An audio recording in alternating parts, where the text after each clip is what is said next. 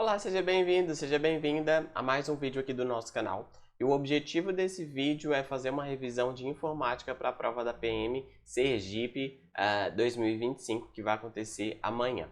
Então aqui eu separei 10 questões para a gente revisar alguns pontos que eu considero muito importantes e muito prováveis de estarem lá na prova. E a gente aproveitar esse momento aqui para revisar conceitos, para revisar atalhos, para revisar alguns pontos importantes do nosso conteúdo. Se você ainda não me conhece, eu sou o professor Igor Albert e aqui nesse canal a gente fala muito sobre concursos, então não deixe de se inscrever porque eu tenho certeza que isso vai ser muito útil para você. Além disso, deixa o seu like, deixa comentários, porque tudo isso nos ajuda e nos incentiva a continuar fazendo o nosso trabalho. Então, sem mais delongas, vamos lá. Beleza, primeira questão, eu tive o cuidado de pegar questões da Selecon justamente para a gente também se familiarizar com o estilo da banca, né? A banca Selecon é uma banca razoável, né? Ela não vai tão a fundo quanto uma FGV, uma CESP, mas é uma banca que a gente tem que estar atento, porque ela também não é tão trivial. A gente tem que conhecer bem o conteúdo e estar atento para os enunciados, porque tudo isso é bem importante. Um usuário de um computador deseja adquirir um meio de armazenamento que use memória flash não volátil para manter e acessar dados. Para esse caso, ele deve adquirir um meio de armazenamento do tipo, e aí vamos lembrar do seguinte, o HD, galera, ele é um meio de armazenamento não volátil também, né? Você guarda os dados lá e mesmo quando você desliga o computador, eles continuam lá. Mas o HD, ele é um disco mecânico. Então você pode pensar que tem como que um CDzinho rodando ali. Na verdade, vários, né? Rodando ali e eles guardam os dados. Então isso que é o que a gente chama de disco mecânico. Mais recentemente, uma tecnologia que se tornou muito popular é o SSD, que também é não volátil, só que aqui a gente vai usar um tipo de memória flash, que se parece muito com as memórias de pendrives, tá? No termo de tecnologia. E aí, esse SSD ele consegue ser muito mais rápido do que o HD, beleza? Ele tem algumas limitações, sobretudo quanto em relação ao aspecto de ele perder sua capacidade com o tempo, né? E de não ter leitura e escrita com a mesma velocidade, mas em vários aspectos e na média da velocidade ele consegue ser muito superior ao HD e por isso ele se popularizou.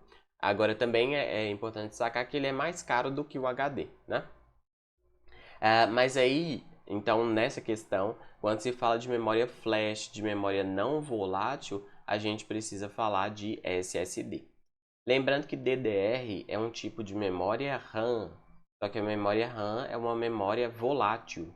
Quando você desliga o computador, essa memória é apagada, tá? Então não é isso que a gente quer. E o Winchester é outro nome para HD, que é um disco mecânico. Também não é o que a gente quer. Ele é não volátil, mas ele não tem como base a tecnologia de memória flash. Ele é um disco mecânico, então não é a resposta que a gente precisa também. E a gente fica com a alternativa C, beleza? Então é bom lembrar desses conceitos, dessas diferenças, porque, embora sejam simples, né, nos ajudam a resolver muitas questões. Vamos para a questão de número 2. Uma memória é dita por ser volátil se o seu conteúdo é apagado quando o computador é desligado. Um tipo de memória volátil é memória, nós acabamos de comentar isso, um tipo de memória volátil é justamente a memória RAM.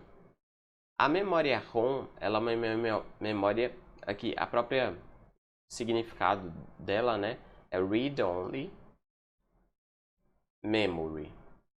É uma memória apenas de leitura. E ela guarda algumas configurações que ajudam o computador a ser inicializado. Não é uma memória volátil. Não é volátil. Tá? É importante que não seja também, porque o computador ele vai ser desligado e religado várias vezes e essa memória ela precisa guardar as configurações ali. Então ela não pode ser volátil. Memória flash, na verdade, memória flash é a base dos pendrives, é a base dos SSDs. E essa memória ela também não é volátil. Ela não é volátil. Tá? o que você guarda ali, mesmo se você desliga o computador e volta depois, continua ali. Então, não é uma memória volátil. E EPROM é um tipo de memória ROM, mas ela pode ser eletronicamente não, ela pode ser apagada, tá? E programada. Então, não é uma memória também volátil, é uma memória ROM, ok? Conhecer, galera, esse tipo de vídeo, só para fazer um parêntese aqui, eu gosto de explorar as alternativas ali justamente para a gente rever alguns conceitos importantes. Então, se você já sabe que a memória RAM é uma memória não volátil, beleza, já dá para marcar, mas lembre-se desses conceitos de memória ROM, EPROM, SSD, Flash, HD, Winchester, porque todos esses conceitos podem aparecer na sua prova de outras formas e esses conceitos que a gente está falando aqui vão te ajudar, tá? Então, esteja atento para esses comentários que eles são bem importantes. Então, a gente fica com a alternativa A, sem dúvidas. Questão 3. Um usuário do Chrome em ambientes Windows vai utilizar teclas de atalho para imprimir a página do site acessado. As teclas de atalho para essa situação são... Então, galera, os atalhos dos navegadores são bem universais. Tem uma coisinha ou outra que mudam ali. Mas, por exemplo, Ctrl F é para você localizar coisas na página do navegador. Seja ele Chrome, Edge, Firefox. O Ctrl W, ele fecha abas. O Ctrl T abre abas. O Ctrl Shift T reabre abas que você tenha eventualmente fechado, tá? Só que no caso aqui, eu estou falando alguns atalhos bem comuns nas provas, que é bom a gente saber. Mas nesse caso, o atalho para a gente imprimir a página vai ser o Ctrl P. E esse atalho, galera, é bem importante porque ele não é só dos navegadores. As ferramentas, por exemplo, da suite Office, né, e do LibreOffice também utilizam o atalho Ctrl P para indicar justamente essa função de imprimir. E lembre-se que P vem da palavra em inglês print. E print é justamente imprimir. Tá? Fazer essa associação pode te ajudar. Ctrl N é para abrir nova janela, tá? Ctrl T, nova aba. Então, esses atalhos são alguns atalhos importantes dos navegadores. E lembre-se, atalhos de navegadores são bem universais. Tem um ou outro ali que mudam, mas a maioria é igual para os 3 principais navegadores, Chrome, Edge e Firefox, ok? Então, a gente fica com a alternativa C. E vamos para a próxima. Um usuário do Writer, do LibreOffice, ao se posicionar em uma célula de uma tabela de um documento, precisou usar a tecla de atalho para acessar a barra de fórmulas. Na verdade, ele até errou aqui o nome do aplicativo, tá, galera? Geralmente, quando a gente fala de barra de fórmulas, a gente está falando do Calc, que é o correspondente ao Excel do Microsoft Office. Então, quando a gente fala de barra de fórmulas, a gente está falando de planilhas eletrônicas, geralmente. Para esse caso, a tecla de atalho indicada é F2, tá? E lembrando também que isso aqui é um atalho para a gente acessar a fórmula de uma determinada célula no Calc, no Excel, mas no Windows, esse atalho F2, ele serve para renomear. Então, se você clica em um arquivo e aperta a tecla F2, você vai renomear aquele arquivo, tá? Fazer essa associação aqui é até interessante, porque na verdade você está alterando ou renomeando o conteúdo daquela célula e aqui no Windows você está renomeando um arquivo, uma pasta, tá? E o atalho F2 no Windows também é muito comum, então esteja atento. Atalhos é um negócio que a Selecom gosta e a gente precisa ficar com a orelha em pé, tá? Para a gente memorizar os principais. Questão 5 agora. No uso dos recursos do Windows, um usuário executou o atalho de teclado Alt-Tab. Esse atalho é executado com a finalidade de... Esse atalho é famosíssimo, é importante de a gente conhecê-lo também. E o atalho Alt Tab nos permite alternar entre os programas abertos. Então você segura o Alt e vai pressionando a tecla Tab e passando pelos programas que estão abertos ali até você soltar essas duas teclas e abrir aquele programa em que você parou, tá? Então o Alt Tab a gente precisa se lembrar porque é um atalho bem recorrente nas provas também. Então mostrar a janela do painel de controle errado, gerenciador de rede errado, ambiente gráfico do gerenciador errado. Inclusive, o ambiente gráfico do gerenciador de pastas e arquivos, que é o Explorer, né, ou explorador de arquivos,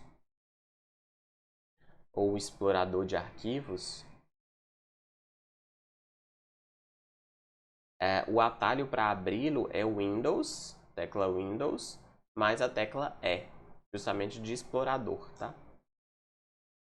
Então, alternar o acesso entre programas em execução concorrente. Programas em execução concorrente quer dizer que estão abertos todos ao mesmo tempo ali no computador. A gente não usa todos de uma vez, né? Mas um por um. E, na verdade, no processador, esses programas ficam disputando o processador. Por isso que a gente fala que eles são concorrentes. Alternativa correta, alternativa D. Questão 6. A planilha do Excel, sendo que foi criada, né? Sendo que em D5 foi inserida uma fórmula que multiplica C5 associado ao nível B5 pelo valor de referência em D10. Então vamos por partes, né? Célula D aqui em cima, 5, então é justamente esse valor aqui. O que ele falou que é esse valor? É o C5 vezes o D10.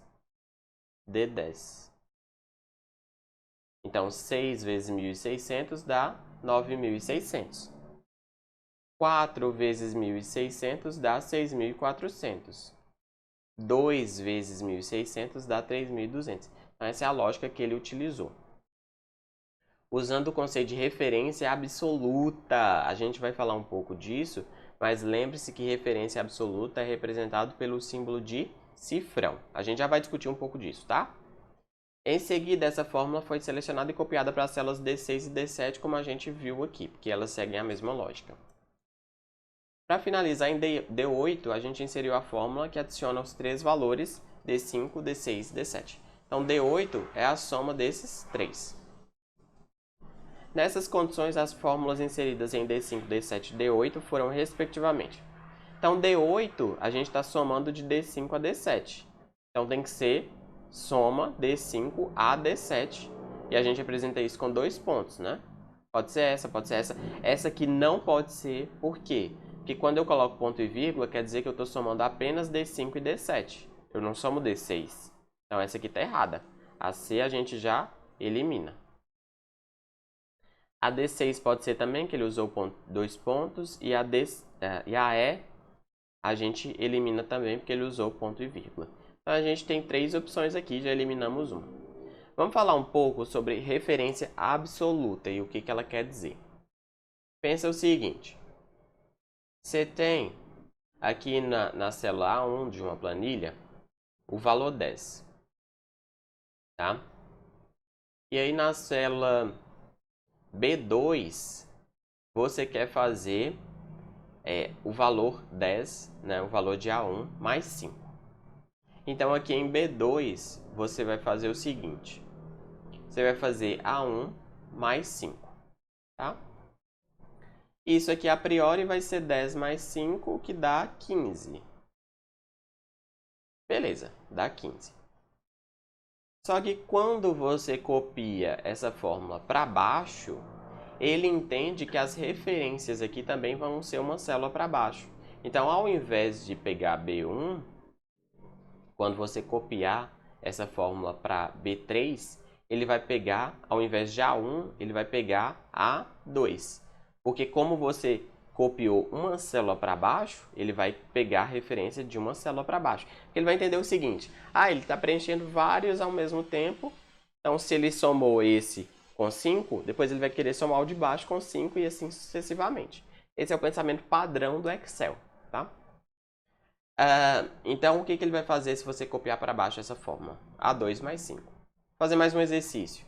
Se fosse para a célula B4, ele ainda desceria mais uma. Então, ele pegaria A3 mais 5. Só que, se eu quisesse somar de novo o A1, então eu precisaria travar essa fórmula. E como que eu travo essa fórmula? Colocando o cifrão. Então, aqui em B2 eu colocaria o travamento em A1. Na verdade, vamos colocar só assim, ó, que eu ainda vou explicar outra diferença. Mais 5. Porque aí, o que eu estou dizendo? Não desce a linha. Se eu copiar para B3, então ele não vai descer a linha. Ele vai continuar como A1. Se eu copiar para B4, vai continuar como A1. E, Igor, eu tenho que travar todas as células que eu estou referenciando na fórmula? Sim, porque senão aquelas que você não travar, ele vai continuar descendo, continuar seguindo a lógica. Ok? Agora, outro ponto. Ainda nesse exemplo aqui, tá? Que B2 tem A1 mais 5. Se eu copio essa fórmula para a célula C2, o que ele está entendendo? Opa, se ele andou 1 para a direita, quer dizer que aqui também vai 1 para a direita. Então, quando eu copiar em C2, ele vai andar 1 para a direita. Então, ao invés de pegar A1, ele vai pegar B1. Se eu andar para D2, ao invés de pegar B1, ele vai pegar C1 mais 5. Então, veja, a referência também vai andando. E como é que eu travo a linha, então? Desculpa, a coluna, né? Eu travo a coluna colocando o cifrão antes do nome da coluna. E aí, quando eu copiar para baixo, ele vai copiar da mesma forma. As referências. Beleza? Então, esse ponto é importante, galera. E aí, você pode me perguntar, Igor, eu posso travar a linha e a coluna ao mesmo tempo? Posso. É só escrever assim, ó. B2 recebe A1 mais 5. E aí, ele não vai mudar nunca nem a linha, nem a coluna que eu estou referenciando, ok? Lembre-se, todas as células que você estiver referenciando na fórmula têm que ser travadas se você quiser fixá-las. Porque senão, quando você copiar para outras células, ele vai fazer os ajustes que ele considerar necessários, ok? Então aqui, veja que eu vou precisar travar essa multiplicação aqui nesse valor de referência, porque todo mundo aqui vai usar o mesmo valor de referência. Como que eu faço isso? Com o cifrão. Então, peraí, deixa eu só aqui. Veja que ele usou o cifrão aqui e aqui, tá vendo? Travando o valor de D10. Tanto na multiplicação aqui, como na multiplicação de D7, né? A multiplicação de D5 é C5 vezes D10, a multiplicação de D7 é C7 vezes D10. Nas outras alternativas, ele usa outros símbolos que não tem nada a ver, porcentagem, hashtag, né? Então, a alternativa correta é a alternativa B de bola. Lembre-se que para fazer essas referências absolutas é o cifrão. Veja que nessa questão aqui, a única coisa que você precisava saber era justamente o símbolo da referência absoluta, porque as outras alternativas usavam símbolos equivocados, ok?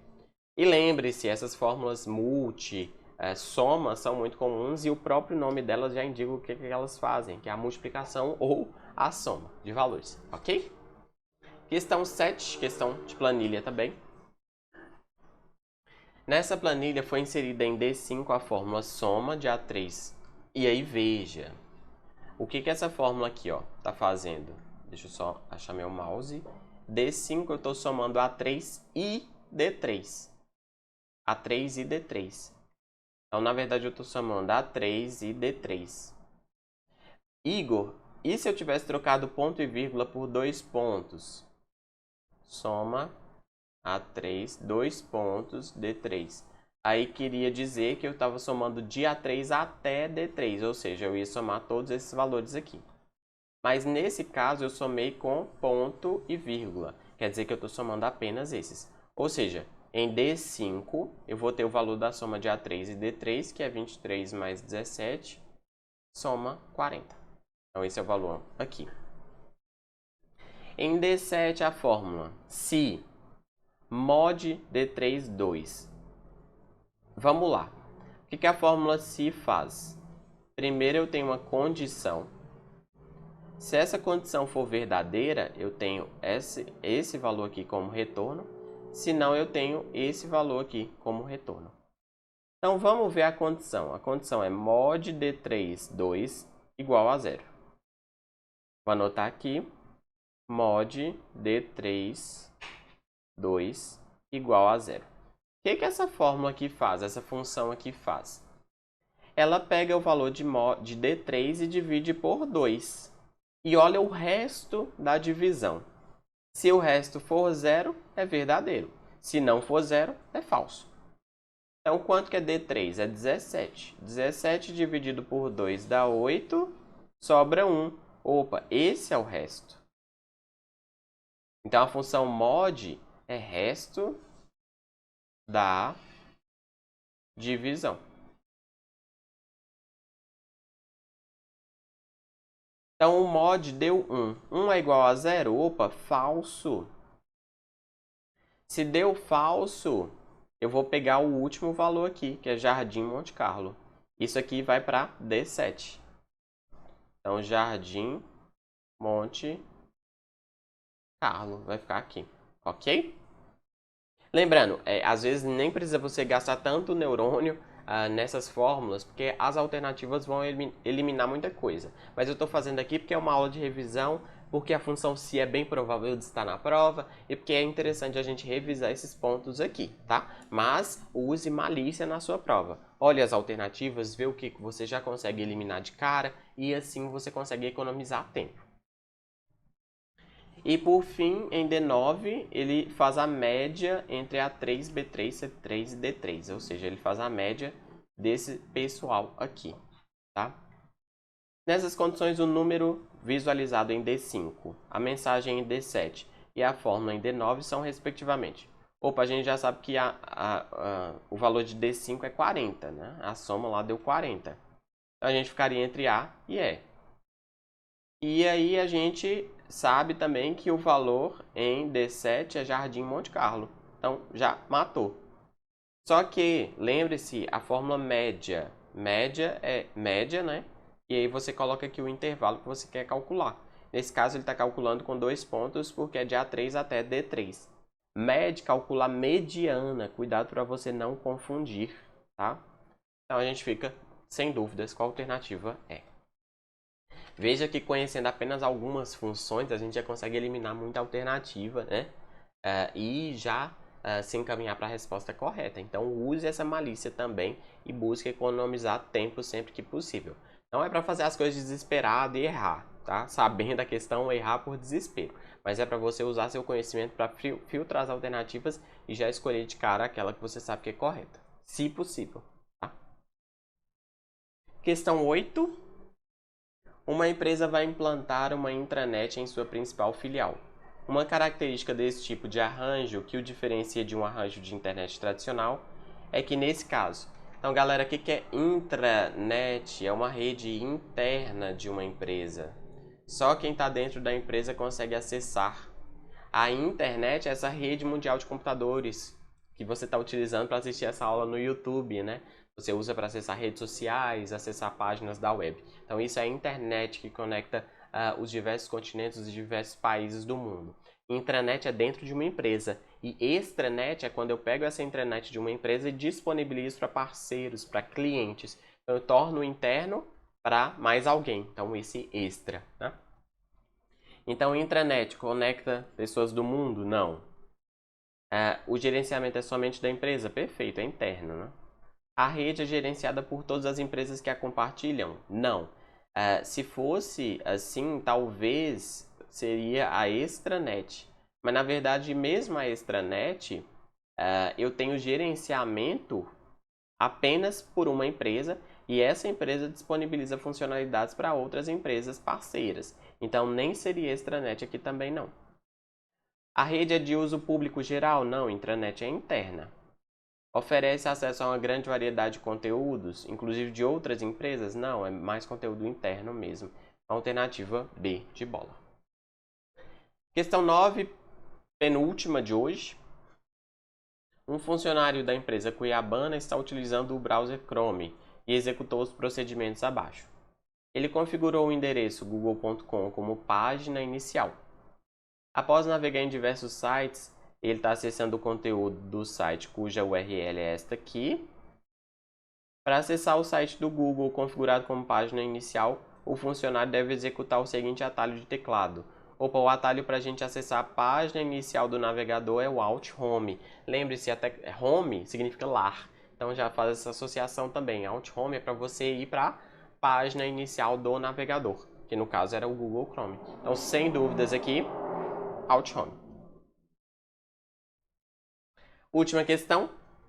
Uma empresa de TI pretende montar um ambiente de computação em nuvem baseado em infraestrutura como serviço, que é o IaaS. Isso significa que ela pretende... E aí eu vou passar por 3 conceitos importantes de você conhecer sobre computação em nuvem, que é o SaaS, o SaaS, o IaaS, que é este aqui, e o PaaS, que é o Plataforma como Serviço. Vamos entender as diferenças. Opa, aqui já tem um gabarito, mas vamos passar primeiro pelos conceitos, depois a gente volta para entender. Software como serviço é quando você acessa, por exemplo, um Google Drive ou então um Word online. Isso aí são ferramentas que você usa, né? Já são prontas ali para uso, você só consome. Elas estão rodando em algum servidor da nuvem e você só vai utilizá-la. Isso é software como serviço. Por exemplo, o Google Drive, que eu acho que é uma ferramenta bem comum, você deve conhecer, né? Isso também é ferramenta software como serviço. Já a plataforma como serviço são ferramentas que oferecem recursos para desenvolvedores criarem e disponibilizarem aplicativos. Então, na verdade, você já tem uma camada ali pronta e o desenvolvedor só vai preocupar-se com utilizar aquela camada ali para desenvolver seus softwares. Então veja que o desenvolvedor não vai se preocupar com o sistema operacional, com o hardware, com a infraestrutura, que isso aí já tem alguém preocupando-se para ele, né? Geralmente contrata-se um servidor, um serviço de computação na nuvem. Esse serviço vai dar manutenção em muitos aspectos e o desenvolvedor vai focar só no desenvolvimento mesmo. E por fim, infraestrutura sob serviço, as empresas disponibilizam máquinas virtuais. E aí quem contrata tem que instalar sistema operacional e outros softwares a partir daí. Então isso aqui é o nível máximo de controle que você vai ter em uma máquina. Então assim, pense em uma pirâmide. O IaaS está aqui na pontinha. Quem contrata isso aqui vai ter que preocupar com SEO, com segurança e com vários outros aspectos. Depois a gente tem plataforma como serviço. Isso aqui já tem banco de dados pronto, então a pessoa vai preocupar só com desenvolver a ferramenta. E aqui é software como serviço, que eu só quero entrar lá e usar, não quero saber de mais nada. É o ponto mais simples de todos, tá? Então, infraestrutura, você tem que cuidar de tudo. Você tem que cuidar da máquina, tem que cuidar do sistema operacional, porque não tem ninguém cuidando disso para você. Você só contratou a máquina mesmo, beleza? E aí a pergunta é, o que é esse IaaS? Na verdade, pretende montar um ambiente baseado em infraestrutura como serviço. Então, ela vai ofertar plataformas de computação, incluindo sistemas operacionais? Opa, não. Na infraestrutura, como serviço, você não tem esses sistemas operacionais, você só tem a máquina. Você vai instalar o sistema operacional. Então, oferecer aos usuários acesso remoto a um servidor, hardware e recursos de armazenamento para o usuário utilizar e instalar seus softwares, seu sistema operacional e todo o resto. É isso aí. Oferecer aos usuários acesso a um conjunto de aplicativos, opa, isso aí seria SaaS, o software como serviço. Disponibilizar um serviço de terceiros para ter acesso a softwares específicos. Isso aqui também está mais próximo do software como serviço. Então, na verdade, a alternativa B é a correta. Beleza? Galera, então aqui eu busquei passar por conceitos bem importantes aí de informática que estão no nosso edital e revisar vários pontos que eu tenho certeza que de alguma forma vão aparecer na sua prova. Espero que tenha sido útil e eu desejo que você tenha uma excelente prova, entregue tudo que você aprendeu, tudo que você estudou nesses últimos meses e eu espero que você tenha muito sucesso. Depois volte para contar para a gente, deixa nos comentários, interaja. Tudo isso é muito importante para a gente continuar desenvolvendo nosso trabalho. E lembre-se, nós temos serviços de escrita de recursos de matemática e informática, raciocínio lógico também. Então, se você precisar de algo nesse sentido, não deixe de entrar em contato. Além desse vídeo de revisão de informática, fizemos um de matemática aqui no canal também, então não deixe de conferir. No mais, muito obrigado por sua atenção. Eu espero ver você em breve. Até logo e falou!